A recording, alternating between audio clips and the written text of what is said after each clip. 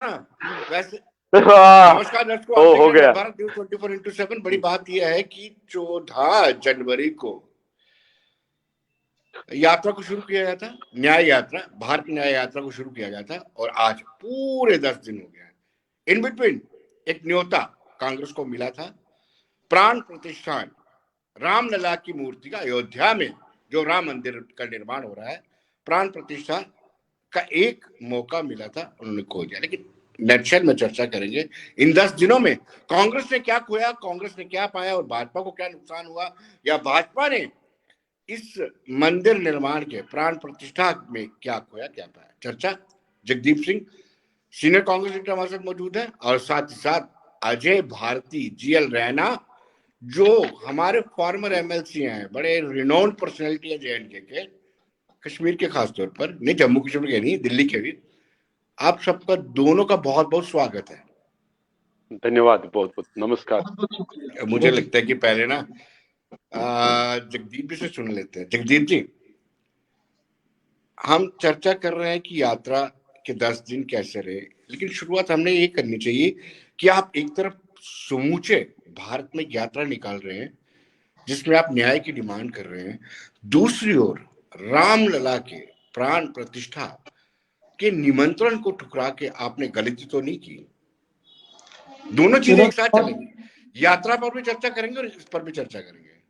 जी जी विनोद जी, बहुत बहुत शुक्रिया। सर्वप्रथम मैं अपनी बात, चूंकि आज अजय भारती साहब है, भारतीय जनता पार्टी के बड़े प्रतिष्ठित नेता है, बड़ी सूझबूझ व्यक्ति है और बड़ी दूर की सोच लेकर चलने वाले व्यक्ति हैं, तो लिहाजा मैं आज की इस शुरुआत में महर्षि वाल्मीकि जी का एक श्लोक जो है रामचरितमानस में से, वो पढ़ना चाहूंगा ताकि मेरी बात और बेहतर तरीके से स्पष्ट हो सके।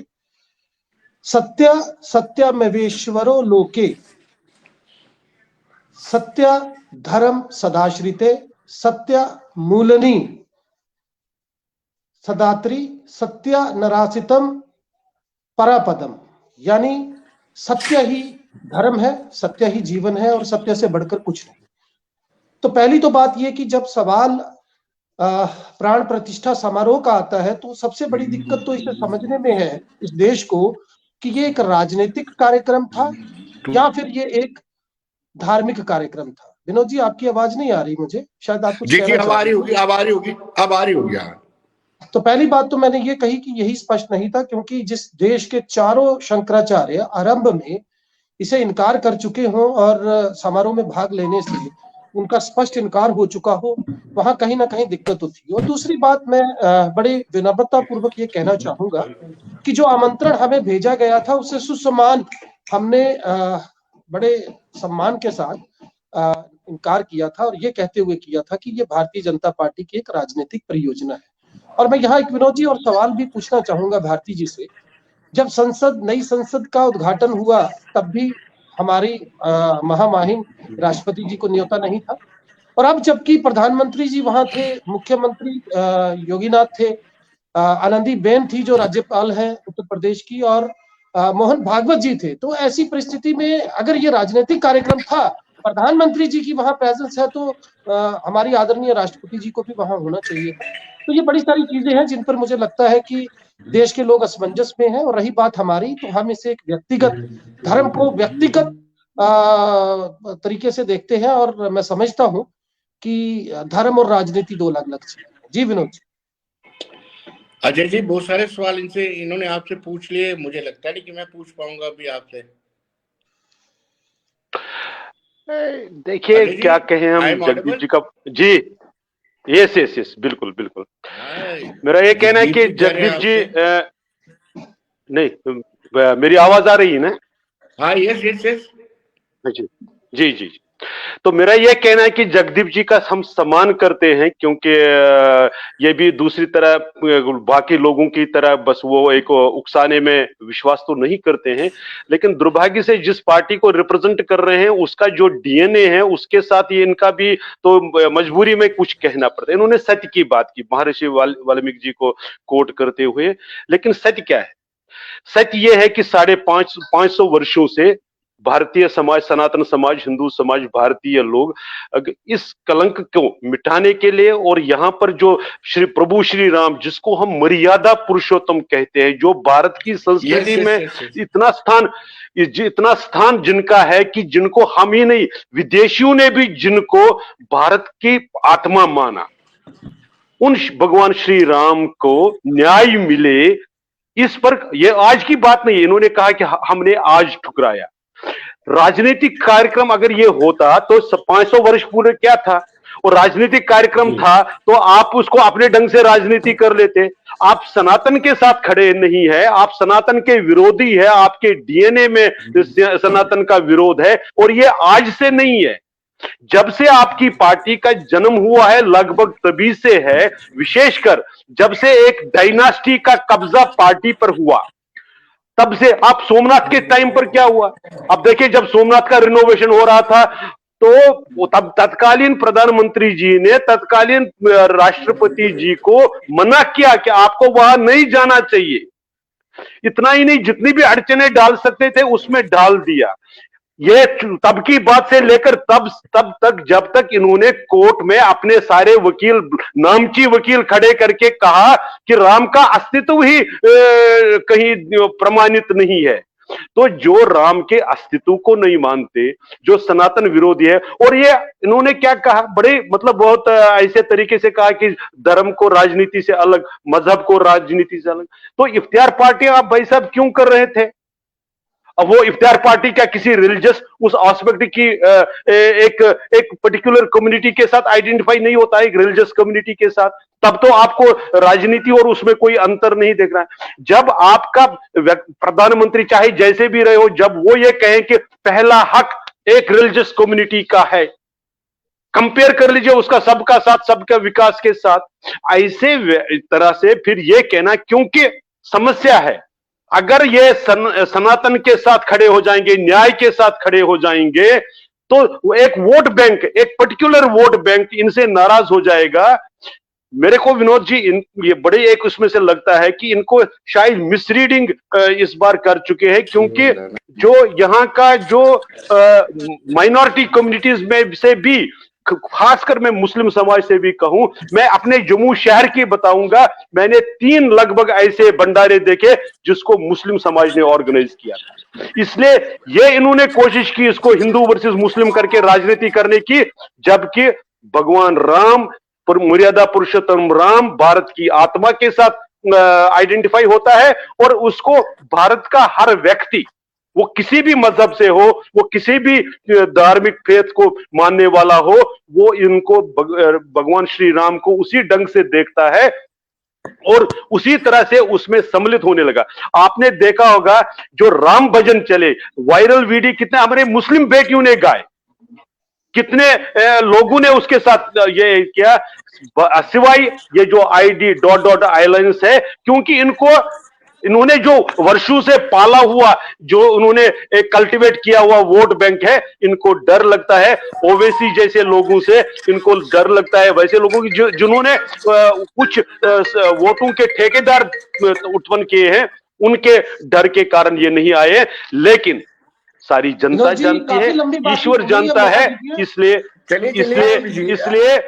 इसलिए बस पूरा कर रहा हूं मैं ऐसा नहीं, बस मैं पूरा कर रहा हूं। इसलिए इसका खमियाजा जैसे उन्होंने पिछली बार भी उठाया भारत की जनता, भारत के लोग, सनातन को मानने वाले लोग इसको समझते हैं, इसको परखते हैं, इसको जानते हैं। जी विनोद जी, जगदीप जी, मेरी आवाज आ रही है? भारती जी को भी मेरी आवाज सुनाई दे रही है? चलिए, भारती जी ने निरंतर करीब 7 मिनट तक बड़ा लंबा चौड़ा भाषण दिया है। अब चलिए कुछ बातें मैं भी रखूं। चलिए मान लेते हैं। मैं तो पूरा ध्यान रखता हूं जी इस बात का। एनी हाउ, भारती जी मैंने पहले कहा बड़े कदावर नेता है, बड़ी अच्छी बात रखते हैं, बड़े सलीके से रखते हैं। तो चलिए अब कुछ बातें मैं भी रखना चाहता हूँ। चूंकि इन्होंने मेरे डीएनए पर सवाल उठाया, मेरी पार्टी के डीएनए पर सवाल उठाया, मैं पहला सवाल जो आपके नहीं, हाँ माफ करिए, आपके नहीं, पार्टी की। जगदीप जी आपके डीएनए पे सवाल नहीं उठाया। नहीं, मैंने वो बात पूरी कर दी, वो बिल्कुल कर दी। मैं भी वही उतने ही सम्मान के साथ ये पूछना चाहता हूँ कि आखिर ऐसा क्यों है कि भारतीय जनता पार्टी के तमाम नेता और प्रवक्ता, जो इनको, इन्होंने मेरे डीएनए पर सवाल उठाया, मेरी पार्टी के डीएनए पे सवाल नहीं उठाया। मैं भी वही उतने ही सम्मान के साथ ये पूछना चाहता हूँ कि आखिर ऐसा क्यों है कि भारतीय जनता पार्टी के तमाम नेता और प्रवक्ता, इतिहास में से गड़े मुर्दे निकालकर फिर उन्हीं लाशों को झूठ के मलम्मे में लपेटकर लोगों को क्यों परोसते? मुझे ये समझ नहीं आता। इनका पहला झूठ, ये अक्सर बोलते हैं कि भगवान श्री रामचंद्र जी के भौतिक वजूद को लेकर कांग्रेस ने सवाल उठाया। मैं आपके इस मंच से दोबारा जवाब दे दूं, मैंने पहले भी दिया है शायद, कि जब यूपीए सरकार सत्ता में थी, गठबंधन में डीएमके के नेता थे टी बालू, जिन्होंने एफिडेविट दिया था, ना कि कांग्रेस ने। उसे कांग्रेस के साथ जोड़ना नाइंसाफी है। दूसरी बात, प्रभु श्री रामचंद्र जी के मंदिर की जो चौखट का, अब मुझे बात करने दीजिए फिर आप बोलिएगा, चौखट के जो ताले सबसे पहले खुलवाए वो स्वर्गीय श्री राजीव गांधी जी ने खुलवाए। और तीसरी सबसे अहम तरीन बात, जो अक्सर आप बार बार कहते हैं, भगवान श्री रामचंद्र जी के जीवन को जब हम देखते हैं, निश्चित तौर पर वो मर्यादा पुरुषोत्तम है। उनका जीवन हमें बताता है कि एक बेटा अपने पिता की एक वचन के लिए कैसे 14 साल हंसते हंसते वनवास काट सकता है। उनका जीवन हमें बताता है कि कैसे भगवान प्रेम में किसी भीलनी के जूठे बेर खा सकते हैं। उनका जीवन हमें बताता है कि सत्य जब जीत के लिए आता है तो अहंकार कैसे चूर चूर होता है। रावण जैसे लोगों का हो गया। तो भगवान श्री रामचंद्र का पूरा जीवन पूरे देश के लिए, पूरी दुनिया के लिए प्रेरणा स्रोत है, उससे किसी को कोई परेशानी नहीं। लेकिन दरअसल ये फैसला सुप्रीम कोर्ट का था। विनोद जी, आपकी आवाज नहीं आ रही। ये फैसला सुप्रीम कोर्ट क्यों नहीं पसंद आया वहां पे? मैं बता रहा हूँ ना, सुप्रीम कोर्ट ने, विनोद जी मैं बता रहा हूँ, मैंने पहले भी बताया। मैं सुनिए ना, एक मिनट, अब सुनिए ना। इन्होंने बीच में एक और बात की, सन 1952 का जिक्र किया, पंडित नेहरू जी का जिक्र किया। अक्सर भाजपा वालों का तो पंडित नेहरू जी के साथ प्रेम इतना है कि जब कोई बात आती है तो क्यों नहीं आप उनको जिम्मेदार नेहरू ही क्यों नहीं कहना शुरू कर देते, बजाय पंडित नेहरू कहने के, क्योंकि हर बात की जिम्मेदारी तो आप उन पे डाल देते हैं। अभी इन्होंने कहा कि सोमनाथ मंदिर का उद्घाटन था या समारोह था तो पंडित जी ने जो है वो मना किया बाकी लोगों को। आप एक ऐतिहासिक तथ्य निकाल कर दिखा दीजिए जहां पंडित जी ने मना किया हो। पंडित जी ने यह कहा कि ये दो व्यक्तिगत चीजें हैं। व्यक्तिगत तौर पर कोई व्यक्ति कहीं जाता है उसमें किसी को कोई परेशानी नहीं, लेकिन जब आप सरकार में होते हैं, जब आप एक जिम्मेदार पद पे होते हैं तो आपकी जिम्मेदारी। आज मोदी जी अगर तेजस की पिछली सीट पर बैठकर हाथ हिला रहे होते हैं 40,000 फीट की ऊंचाई पर, तो क्या मुझे आप बताइए, एक सवाल मैं आज आपसे पूछना चाहता हूं, कभी मोदी जी हमें मंदिर में दिखाई देते हैं, कभी मोदी जी हमें किसी जहाज पे दिखाई देते हैं, कभी मोदी जी हमें किसी वो 8,500 करोड़ के जहाज में उड़ते हुए दिखाई देते हैं? उनका चुनाव, माननीय प्रधानमंत्री का चुनाव सरकार चलाने के लिए हुआ है, देश चलाने के लिए हुआ है। इस चीज को हमें समझना पड़ेगा। और यही पंडित नेहरू ने कहा कि व्यक्तिगत तौर पर कोई कहीं का आस्था रखता है वो उसकी अपनी व्यक्तिगत जीवन है, लेकिन जिम्मेदार पद पर बैठे हुए लोगों ने प्रधानमंत्री को देश चलाने के लिए चुना है। इस बात को समझना पड़ेगा। और यह फैसला सुप्रीम कोर्ट का है ना। फिर भारतीय जनता पार्टी कौन होती है मेरे और मेरे राम के बीच में खड़े होने वाली? मुझे इस सवाल का जवाब दे दीजिए आप। मेरे और मेरे राम के बीच में भारतीय जनता पार्टी कौन होती है खड़े होने वाली? मेरे इस सवाल का जवाब दे दीजिए। मेरा जब मन करेगा, मेरा सवाल तो पूरा होने दीजिए विनोद जी, 1 मिनट और। मेरा जब मन करेगा मैं मंदिर जाऊंगा। हम लोग बचपन से सुनते आए हैं, चलो बुलावा आया है, माता ने बुलाया है। तो वो एक इंसान का निजी व्यक्तित्व है। वो कैसे अपने भगवान को देखता है, कैसे उनकी मर्यादा का पालन करता है, ये तो कोई तरीका नहीं है ना कि एक राजनीतिक कार्यक्रम बना दीजिए और उसके ऊपर आप जवाब सुन लीजिए। जी जी जी जी। अजय जी, आपके बड़े विनोद जी बड़े लगे हैं, बड़े संगीत, आपकी आवाज थोड़ा बीच में अब आ रही है, अब आ रही है। भारती जी की आवाज नहीं आ रही। मैं इसीलिए मैंने कहा, पहले ही इनको कहा कि जब इफ्तियार पार्टी करनी होती है, जब शाही इमाम के साथ वहां पर नतमस्तक होने की बात होती है, तब तो वो प्राइवेट नहीं होता है। तब वो क्योंकि वो माइनॉरिटी है और खास माइनॉरिटी है, अपीज करना है, उनको पैम्पर करना है, वो तब होता है। हालांकि उसमें भी उस कम्युनिटी के में मुस्लिम कम्युनिटी के मेजॉरिटी, खासकर पसमानदा मुस्लिमों को क्या हालत हो गई है, वो इतने सालों में सुधरी नहीं, वो अलग चीज है। लेकिन इन्होंने देखे 2 इशू उठाए। पहला क्या उठाया कि वो बालू जी ने दिया था बालू जी क्या करते थे। एक मिनट, फिर मैं वही करूं, बालू जी ये वही मैं उनका ही कह रहा हूं, आपके मंत्री पद। जब कोई भी चीज यहां पर अगर मान लीजिए, अब दो चीजें कंपेयर कर लीजिए, मुलायम सिंह यादव जी का अपने हाथों से किया हुआ ऑर्डर एज चीफ मिनिस्टर है कि गोलियां चलाओ, उस पर चीफ मिनिस्टर जिम्मेवार नहीं है। मोदी जी ने गुजरात में इतनी सख्ती के साथ कितने लोगों को करके दंगा रोका, उस पर कलेक्टिव रेस्पॉन्सिबिलिटी की बात आती है। यहां पर कलेक्टिव रेस्पॉन्सिबिलिटी की बात नहीं आई। फिर जो वकील वहां पर खड़े हुए थे, जरा एक बार उन 35 वकीलों का नाम ले लीजिए, वो किस पार्टी के थे, एक बात। तो इसलिए जब आप कलेक्टिव रिस्पॉन्सिबिलिटी बाकी हर समय चलाते हैं, उस वक्त भी जिम्मेवारी आप लोगों की थी। आपके कहने पर ऐसी हिम्मत होती है। इसी को साथ में देख लीजिए, अभी इन्हीं के अलायंस पार्टनर्स ने कहा कि हम सनातन को नष्ट करेंगे। कर सकते हैं वो, उनकी क्या करेंगे वो अलग चीज है, लेकिन उन्होंने ये कंडेम नहीं कर सके उस चीज को, डर है कंडेम। अगर इनको लगता था वो गलत है, अगर ये सनातन को मानने वाले लोग होते हैं, सनातन का सम्मान करने वाले लोग होते हैं, एकदम कंडेम करते। और बाकी मुझे इनके नेताओं की पर तो विश्वास है कि वो नहीं करेंगे। मुझको अपने जगदीप जी जैसे नेताओं पर यह था कि वो अपने लीडरशिप को प्रेशर करते, अगर आप ऐसा कंडेम नहीं करेंगे तो हम आपके साथ खड़े नहीं हो सकते। अगर सनातन का सम्मान होता और अगर सनातन के साथ आप खड़े होने की बात करते। दूसरी बात इन्होंने जवाहरलाल नेहरू जी के बारे में कही। मैं सिर्फ जवाहरलाल नेहरू जी की नहीं कह रहा हूं, और ये डॉक्यूमेंटेड है। मैं कोई अपने पर्सनल किसी उस चीज से कहूं, आप कहेंगे मैं 1 घंटे के बाद आपको भेजकर इनको तसल्ली करवा देंगे। ये बाबर की मजार पर तीनों पीढ़ियां गई, उनके फोटो है, ये राहुल गांधी जी तक वो उस पर तो गई। लेकिन मुझे बता दीजिए, ये कभी सोमनाथ मंदिर में, कभी राम जन्मभूमि पे, कभी ऐसे उन्होंने उसके साथ आइडेंटिफाई किया हो? क्या क्या फर्क है जी? बाबर तो अटैकर था, इन्वेडर था, उसके साथ आपने ऐसे किया। फिर हमारे जम्मू कश्मीर में कई ऐसे उदाहरण है। मैं 87 में डॉक्टर फारूक अब्दुल्ला और राजीव गांधी जी का जब श्रीनगर में जलसा हो रहा था, उस वक्त फारूक अब्दुल्ला ने कहा देखे ये हिंदू और मुस्लिम का गठजोड़ है, ऐसे किया।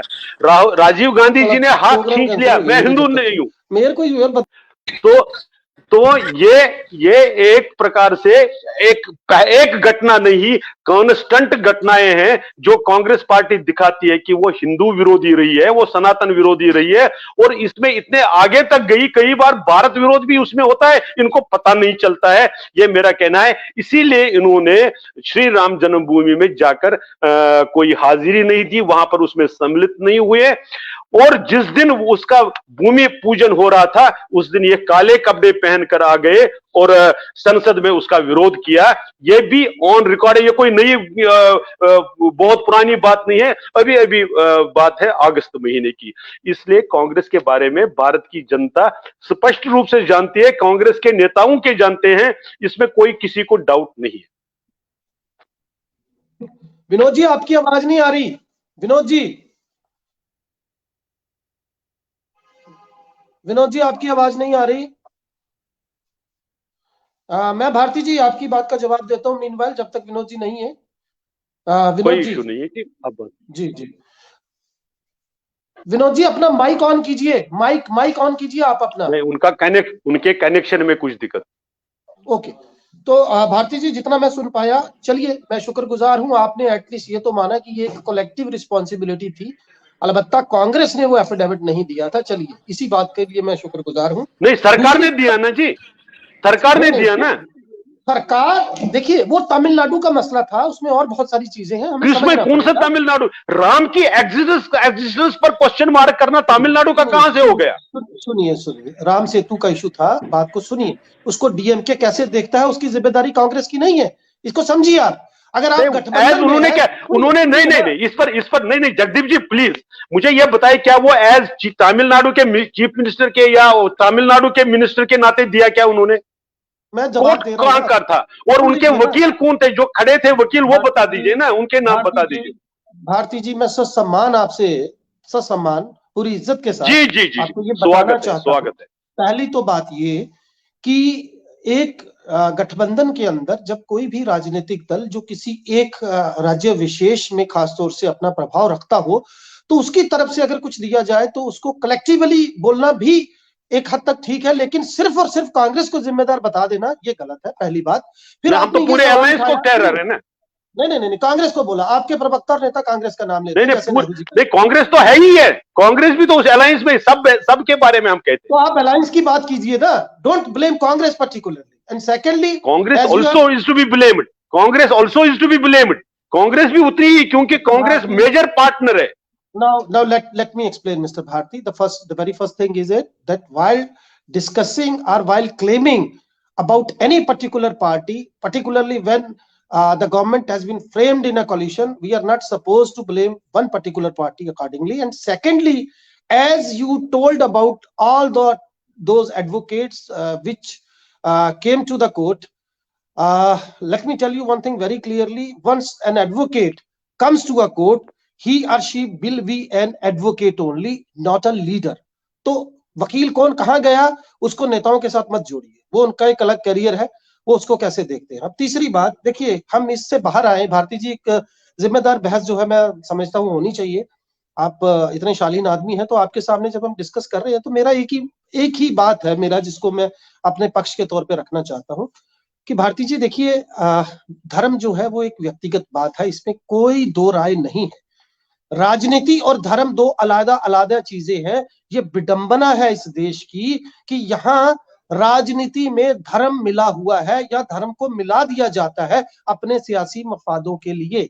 मेरा सिर्फ और सिर्फ इतना कहता है कि भगवान श्री रामचंद्र हम सबके आराध्य हैं और आज से नहीं, आदिकाल से।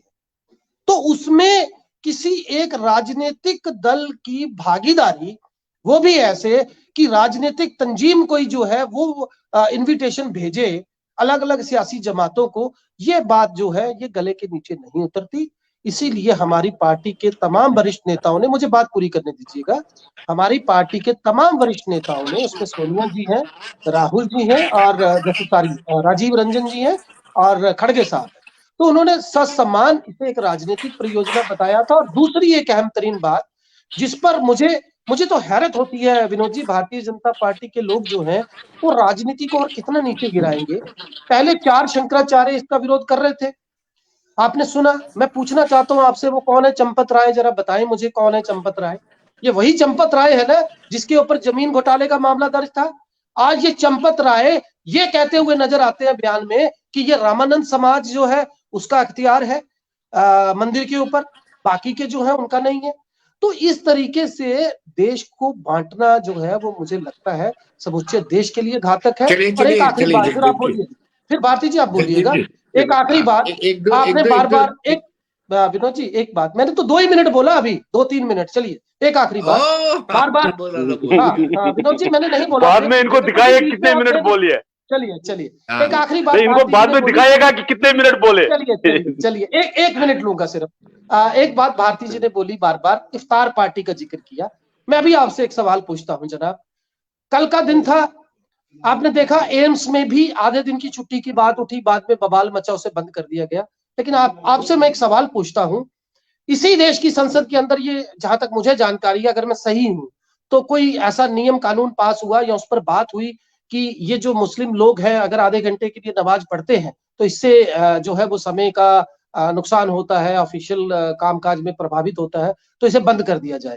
यहाँ पर हम 1 दिन की छुट्टी दे रहे हैं, वहां पर हम आधा घंटा भी देने को तैयार नहीं। तो देखिए ऐसी बातें करके क्या होगा, हमें हिंदू मुस्लिम की बात को बढ़ाना नहीं है, बल्कि एक धार्मिक और सांप्रदायिक सौहार्द को बनाकर आगे बढ़ना है, ये हमारी मान्यता होनी चाहिए। तो कोई अगर इफ्तार पार्टी में चला गया, जगदीप जी बहुत बहुत स्वागत योग्य, ये ऐसे मंशा नहीं, देखिए राहुल जी मंशा तो बहुत अच्छी तो नहीं है ना। तो अब आप अपनी बात रखिए। अब पूरा अब हम बोलें, अगर आप इजाजत दे तो अब हम 2 बातें बोलें। ये तो बहुत अच्छी मंशा थी कि ये जो हिंदू मुस्लिम इकट्ठे रहकर रहे और ये आपस में इकट्ठे रहना चाहिए, इसमें तो किसी को दो राय नहीं। इसीलिए हम जब बोलते हैं सबका साथ, सबका विकास, सबका प्रयास, सबका विश्वास, तो उसमें सब जब आते हैं उसमें आप अलग नहीं करते हैं। लेकिन आप धार्मिक और पूजा पद्धति के साथ जब जोड़कर ये कहते हैं, लेकिन प्रैक्टिस में क्या करते हैं, आपके ही स्वर्गीय राजीव गांधी जी जब नॉर्थ ईस्ट में जाते हैं कैंपेन करने के लिए तो रोम राज की बात करते हैं, उस वक्त वो पूजा पद्धति की बात करते हैं, तब उनको ये ध्यान में नहीं रहता। दूसरा, अगर वो सब पूजा पद्धतियों का सम्मान, सब पंथों का समान रूप से सम्मान करते और उनका एक बार करते जैसे सेक्युलर स्टेट को करना चाहिए, भारत जैसे सेक्युलर स्टेट को, तब क्या होता? तब राम दिवाली मिलन भी होता, तब होली मिलन पर भी होता, कोई कुछ क्वेश्चन नहीं करता। तब अगर कैलाश यात्रा पर भी सब्सिडी होती और सिर्फ हज यात्रियों पर सब्सिडी नहीं होती तो ये कोई क्वेश्चन नहीं करता। जब आप डिस्टिंक्शन करते हैं, जब आप डिक्लेयर करते हैं एज प्राइम मिनिस्टर कि यहाँ की रिसोर्सेज पर पहला हक सिर्फ मुस्लिमों का है, तो जब आप ये बोलते हैं तो ये राजनीति होती है। राजनीति सबका साथ सबका विकास नहीं होता है। मैं किया ना उन्होंने, ये डॉक्टर मनमोहन सिंह जी का स्टेटमेंट है कि यहाँ का मुस्लिम यही यहाँ की रिसोर्सेज पर, जो भारत की नेचुरल रिसोर्सेज है, जो भारत देश की रिसोर्सेज है, उस पर पहला हक मुस्लिमों का है। कैसे जी? उनका विशेष हक है, सबका नहीं है क्या? भारत 150 करोड़ भारतीयों का है, उसमें मुस्लिम समाज भी आता है।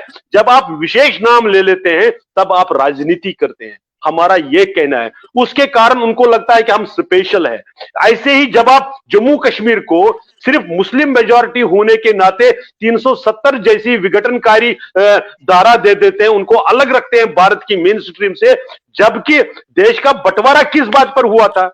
आपने ही किया था, हमने नहीं किया था। हम तो तब तो कोई ताकत नहीं, हम तो सिर्फ लोगों की सेवा की, जो लोग वहां से उजड़ कर आए।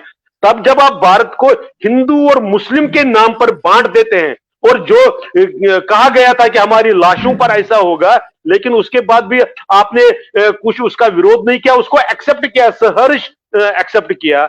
और जब आपने लियाकत अली के साथ समझौता किया एज प्राइम मिनिस्टर की माइनॉरिटीज की प्रोटेक्शन हुई, और भारत पाकिस्तान और बांग्लादेश दोनों जगह पर माइनॉरिटीज के साथ एट्रोसिटीज हुई, उस इशू को उठाया ही नहीं, तो आप ध्यान में आता है कि आप एक मुस्लिम एक विशेष वर्ग को अपीज करने के लिए ऐसी बात करते हैं। आप सबके साथ न्याय की बात नहीं करते। एक बात। दूसरी बात, जब आप कोर्ट और इसकी ये बात करते हैं, आप याद कर लीजिए आपके प्रवक्ता, राष्ट्रीय प्रवक्ता बार बार क्या कहते हैं कि जब कश्मीर से विस्थापन हुआ, हालांकि वो झूठ है, डेटों के हिसाब से भी फैक्चुअली इनकरेक्ट है, तब जी भारतीय जनता पार्टी की हुकूमत थी। क्या थी हमारी हुकूमत? क्या भाई साहब थी? अगर वीपी सिंह सरकार की, और आप देख लीजिए कमाल विनोद जी, जिस पार्टी का होम मिनिस्टर था वो उस पार्टी के प्रवक्ता भी वैसे बोलते हैं, और आज हमको कहते हैं हमारे को अलायंस पार्टनर्स के कारण दोष मत दीजिए। यानी आप ये जो आप डबल स्टैंडर्ड्स रखते हैं, इसके कारण लोग आप पर क्वेश्चन उठाते हैं। इसके कारण दूसरा, हम कभी ये नहीं कहते, क्योंकि पूजा पद्धति बिल्कुल ईश्वर और व्यक्ति का जो रिश्ता है वो निजी है। वो हमारे यहाँ तो भारतीय संस्कृति परंपरा में अगर कोई आर्य समाजी है, दूसरा शैव है, कोई वैष्णव है, अंतर ही नहीं पड़ता है जी। कोई नमाज पढ़ेगा, कोई मंदिर जाएगा, कोई गिरजाघर जाएगा, उससे अंतर नहीं पड़ता है। लेकिन जब आप जीवन के बाकी पहलुओं पर उसका प्रभाव डालते हैं, एक। दूसरा, जब आप धर्म को पूजा पद्धति के साथ इक्वेट करते हैं, धार्मिक होना रेस्पॉन्सिबल होना आता है, ड्यूटी बाउंड होना है, ड्यूटीफुल होना है, मर्यादाओं में रहने वाला होता है, उसको आप पूजा पद्धति के साथ जब जोड़ते हैं, अगर जज अपने जज के धर्म का जी समय कम बचा है, जगदीप जी को 1.5 मिनट चाहिए। जगदीप के लिए 1.5 मिनट हम निकालते हैं। जगदीप जी आपको कंक्लूड करना है। विनोद जी बिल्कुल, मैं 1.5 ही मिनट लूंगा आपका। 28.30 मतलब 1.5 मिनट तो 30 मिनट में खत्म होगा समापन। पहली तो बात मैं अजय जी फिर से कह दूं कि मैंने जो सवाल उठाया आप उसे घुमाकर फिर से आपने नए सिरे से प्रश्न खड़ा कर दिया। मैंने ये कहा था कि वो जो आप आरोप लगाते हैं वो कांग्रेस पर लगाना जायज नहीं है, पहली बात। दूसरी बात, अब बात घूम फिर के जम्मू कश्मीर पर आ गई, तो मैं एक बार फिर से कह दूं कि जब ये जो हम विस्थापन की बात करते हैं या विभाजन की बात करते हैं, तो मैं बड़े आदर के साथ कह दूं कि महाराजा हरि सिंह जी ने विलय पत्र पर 15 अगस्त 1947 को साइन नहीं किए, और वही जो समय लगा, गलत कॉन्टेक्स्ट, फैक्चुअली इनकरेक्ट। उन्होंने कोशिश की, उनको रिफ्यूज किया गया, उन्होंने ट्राई की, उन्होंने जुलाई से वो कोशिश कर रहे थे, वो जुलाई से कोशिश कर रहे थे। दिल्ली ने मना कर दिया, दिल्ली ने डिले कर दिया। किए महाराजा ने उस दिन नहीं किए, ये मानते मैं कह रहा हूं कि वो कोशिश कर रहे थे, दिल्ली ने मना कर दिया, दिल्ली ने डिले कर दिया। जवाहरलाल नेहरू जी चाहते थे पहले शेख मोहम्मद अब्दुल्ला साहब को सरकार सौंपे। देखिए फैक्चुअली इनकरेक्ट मत बोलिए, महाराजा हरि सिंह जी की दोष मत दोहराइए, महाराजा हरि सिंह जी को दोष मत दीजिए। आप सियासत मत कीजिए, मैं महाराजा साहब को दोष नहीं सियासत नहीं कर रहा हूं, मैं फैक्ट बता रहा हूं। उनका हक था कि वो अकेले रहे, स्टैंड स्टिल रहे, या भारत के साथ जाए या पाकिस्तान के साथ जाए। मैं सिर्फ ये कह रहा हूं कि विलय पत्र पे हस्ताक्षर होने में देरी हुई, जिसकी वजह से पाकिस्तानी आर्मी जो है कबालियों के भेष में यहां पहुंची। नेहरू जी पर जिम्मेदारियां लादना बंद कीजिए, बहुत हो गया। वो उन्हीं के कारण डिले हुआ। अब देखिए जनाब, आपने तो तय कर लिया है कि आप नेहरू जी, तो जिम्मेदार नेहरू जी कहना शुरू कर दीजिए आप, क्योंकि हर बात में तो जिम्मेदार आप उनको बना ही देते हैं घुमा फिरा कर, तो क्यों ना उनको जिम्मेदार नेहरू कहना शुरू कर दीजिए। हाँ, तो यहाँ की दिक्कतों के लिए जिम्मेवार है ही वो, भारत की परेशानियों के लिए जिम्मेवार नेहरू जी। Thank you. चलिए जगदीप जी बहुत बहुत शुक्रिया, टाइम बड़ा ज्यादा हो गया। अजय जी धन्यवाद, धन्यवाद, बहुत बहुत शुक्रिया।